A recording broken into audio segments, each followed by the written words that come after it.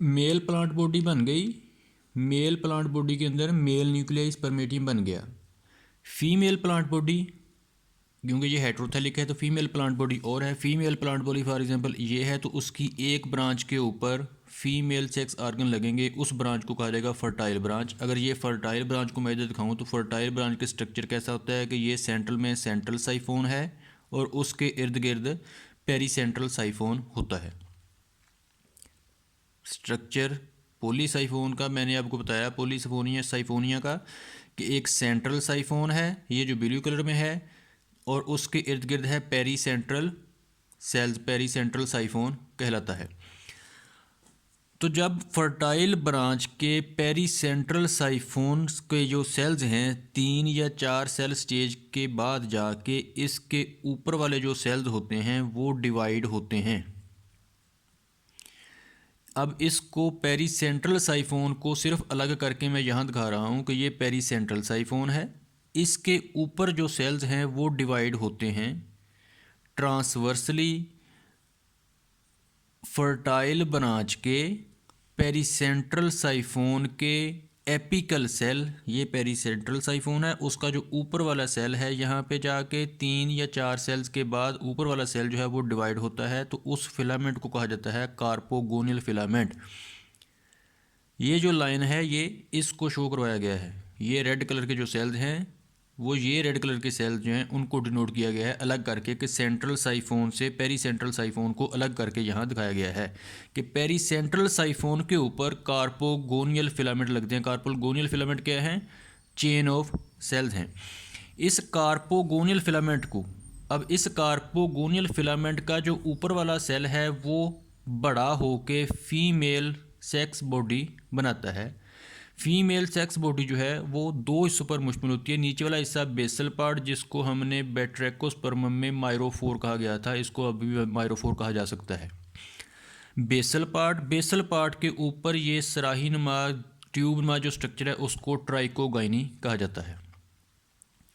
तो ये जो स्ट्रक्चर है बेसिकली बनता कहाँ पे है? यहाँ पे। लेकिन इसको मैंने समझाने के लिए अलग कर दिया है कि फर्टाइल ब्रांच इस पौधे के ऊपर लगी तो उस फर्टाइल ब्रांच को अलग कर लिया। Fertile branch siphon, central siphon और पेरीसेंट्रल साइफोन पर मुश्तमिल है। यहाँ पे पेरीसेंट्रल साइफोन को अलग करके मैंने दिखाया कि पेरीसेंट्रल साइफोन के ऊपर सेल डिवाइड होकर जो चेन बनती है उसको कहा जाता है कार्पोगोनियल फिलामेंट। कार्पोगोनियल फिलामेंट को अब यहाँ अलग करके दिखाया कि कार्पोगोनियल फिलामेंट के ऊपर ये फीमेल सेक्स बॉडी लगती है जिसका नीचे वाला हिस्सा बेसल पार्ट और ऊपर जो है वो ट्राइकोगाइनी कहलाता है।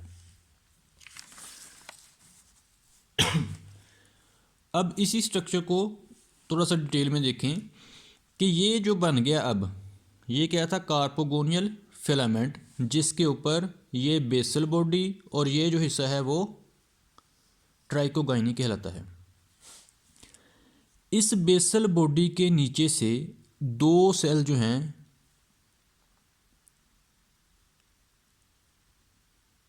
बनते हैं यहाँ से, एक ये और एक ये। सेंट्रल साइफोन जो है उससे बनता है पेरीसेंट्रल साइफोन, पेरीसेंट्रल साइफोन से बनता है कार्पोगोनियल फिलामेंट। कार्पोगोनियल फिलामेंट के ऊपर लगता है carpogonium, infertile filament and covering of carpogonium, यानी ये 3 चीज़ें लगती हैं। कार्पोगोनियम क्या है? ये स्ट्रक्चर, क्योंकि मेल बॉडी जो है उसको स्पर्मेंटेंजियम और फीमेल बॉडी को कार्पोगोनियम कहा जाता है इस ग्रुप के अंदर। तो ये कार्पोगोनियम बन गया किसके ऊपर? इस चेन फिलामेंट के ऊपर। इस फिलामेंट को कहा गया था कार्पोगोनियल फिलामेंट। कार्पोगोनियल फिलामेंट के जो ऊपर वाले सेल्स हैं जिनके साथ अटैच है ये कार्पोगोनियम, उसकी साइडों से 2 सेल निकलते हैं, एक इस तरफ को और एक इस तरफ को। इन सेल्स को कहा जाता है स्पोर्टिव सेल्स, स्पोर्ट सेल्स या स्पोर्टिव सेल्स कहा जाता है। स्पोर्टिव सेल जो हैं वो फर्दर डिवाइड होती हैं तो एक छोटा सा फिलामेंट बना देते हैं। इस छोटे से फिलामेंट को कहा जाता है इनफर्टाइल फिलामेंट, क्योंकि ये फर्टिलाइजेशन में कोई काम नहीं करता तो इसलिए इनको इनफर्टाइल कहा जाता है।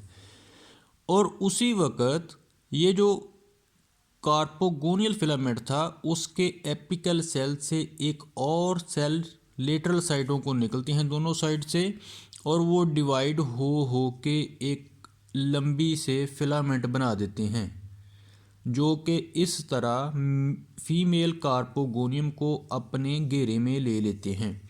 जो साइडों से एक इधर से साइड को निकल के यहाँ तक और एक इधर से साइड को निकल के यहाँ तक जाता है। सेंटर में यहाँ थोड़ी सी जगह खाली रह जाती है।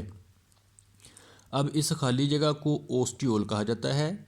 ये जो फिलामेंट बना है, लॉन्ग फिलामेंट, जिसने इस स्पोर्टिंग सेल को, इनफर्टाइल फिलामेंट को और कार्पोगोनियम को अपने अंदर लपेटा हुआ है, उसको कहा जाता है कवरिंग ऑफ कार्पोगोनियम। ये क्या है? Sportive sales. स्पोर्टिव सेल्स के ऊपर जो फिलामेंट है उसको कहा जाएगा इनफर्टाइल फिलामेंट। और उसके अंदर ये स्ट्रक्चर एक्चुअली कार्पोगोनियम मौजूद है और उसके अंदर ये एग मौजूद है, फीमेल एग। तो ये है फीमेल कार्पोगोनियम। तो सेंट्रल साइफोन ने पेरीसेंट्रल साइफोन बनाया, पेरीसेंट्रल साइफोन ने कार्पोगोनियल फिलामेंट बनाया, कार्पोगोनियल फिलामेंट के ऊपर कार्पोगोनियम लगा, इनफर्टाइल फिलामेंट लगा और कवरिंग ऑफ कार्पोगोनियम, यहाँ से सब कुछ डेवलप हुआ। फिर होती है इसकी फर्टिलाइजेशन।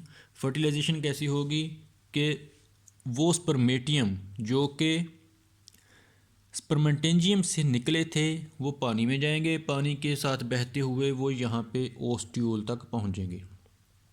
अगर खुश्की पे हैं तो मोस्टली इनकी कंडीशन ऐसी होती है कि ये ऊपर होते हैं स्पर्मेंटेंजियम, वहाँ से जब गिरता है स्पर्मेटियम तो वो यहाँ पे आके गिरता है।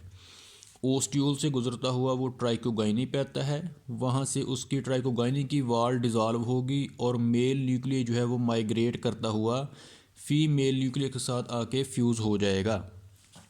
तो फर्टिलाइजेशन होगी। स्पर्मेटियम जो है वो ओस्टियोल के अंदर, ओस्टियोल से बाद जो हो जाएगा ट्राइकोगाइनी के पास, ट्राइकोगाइनी के बाद वो जाएगा अंदर तो फ्यूजन होगी, फ्यूजन के नतीजे में जाइगोट बनेगा।